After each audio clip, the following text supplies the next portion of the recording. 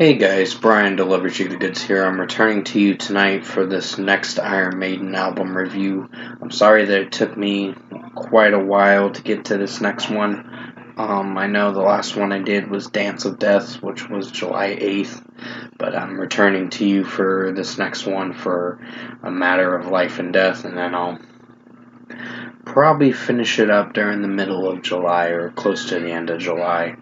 The albums that I wanted to review for you guys. So, yeah, this is for their 2006 record, A Matter of Life and Death. I'm going to discuss what I listened to for the 14th studio album in Iron Maiden's discography and let you know my thoughts on A Matter of Life and Death overall. So, let's dive into the 10 tracks of this 71-minute record. So it starts with Different World, which is a solid track for sure. It is very mainstream for sure for Iron Maiden, and I think Bruce Dickinson's vocals are pretty solid for the most part, and the track does work. So it's a highlight on this record, one of the highlights, and probably one of my personal favorite tracks, sadly. One of the two of my personal favorite tracks, so 4.75 out of 5.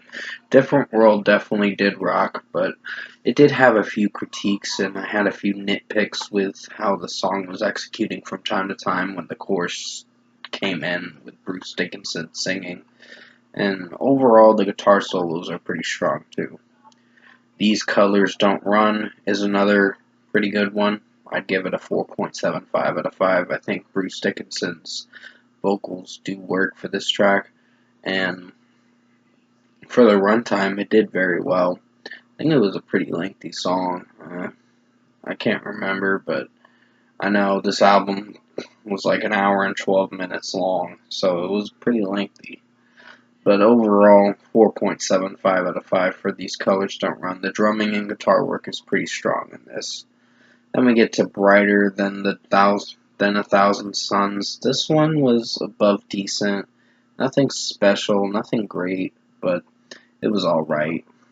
I think with how it was executing overall, I think Bruce Dickinson did have his annoying moments where he was singing and trying to sing, be a little repetitious with the chorus and how it was sounding, but that was my pretty much nitpick with the track.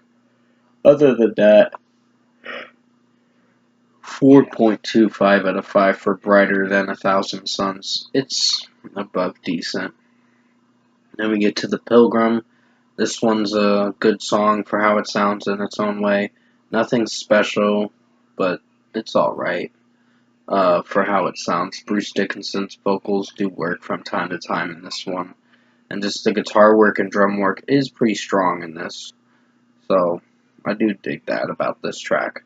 4.5 out of 5. The Longest Day felt like the longest song, for sure. This track was my least favorite, so this one was probably going to get a 4 out of 5. I think this one did have its moments where it did very well, and then it had its decent moments where the track kind of squanders and, like, it has its cringe moments from time to time, so 4 out of 5 for this track. Then we get to Out of the Shadows. This one is another decent one. I'd give it a 4 out of 5 for sure.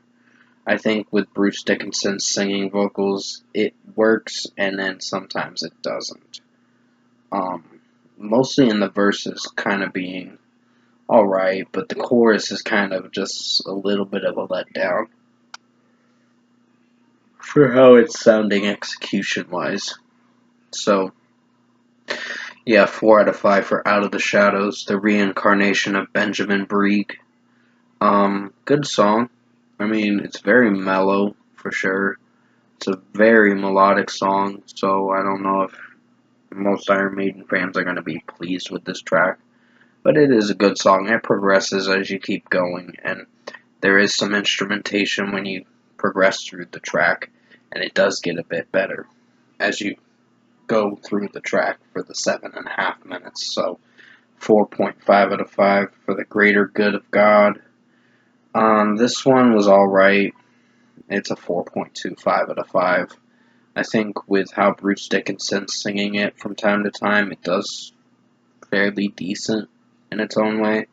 But the drumming and guitar work was slightly the highlight to making me give this song a 4.25 out of 5. But overall, it's above decent. Nothing special, nothing great, but listenable for sure. Lord of Light was a very lengthy song for sure. The last few tracks are very lengthy. I think For the Greater Good of God was a 9-minute song. The next one was like 7 minutes or so, somewhere around that time period. And then the final track was like pretty long. I don't know, there were very long tracks for sure. But this whole record was pretty lengthy. But overall, I think Lord of Light is above decent of a track. Nothing great, but it's alright for how it sounds. And then finally we get to the Legacy. This one was, it was alright. I'm just not feeling for it overall too much, but I think the beginning, the intro, was very boring. But as you progress through the track, it gets a little bit better with the instrumentation. So I'll give Bruce Dickinson one thing. His vocals were shining through most of this record, but the problem was some of the execution and how it was sounding with his vocals from time to time in this record. Like there were some repetitious moments with his vocals, with what he was singing, and it kind of bothered me a little. But other than that, the Legacy is a 4.25 out of 5. The closing track is alright. It's just above decent at best. So overall, production, mixing, and execution wise, would I say Iron Maiden, A Matter of Death is better than Dance of Death? Not really. It's kind of on the same boat as it. It's kind of in the decent range. It's not anything that I'm crazy about, but it's something that I can listen to again and be like, oh, it had its moments, but the one thing I will say with the sound and tone of this record, it felt a little boring of a record. And honestly, I mean, it tried for what it was going for. I'll give it that. But the execution felt a little stale at times with this record. And I know most people will say, oh, this is not Iron Maiden's best record. No, it's not, but it's fairly decent for how it is.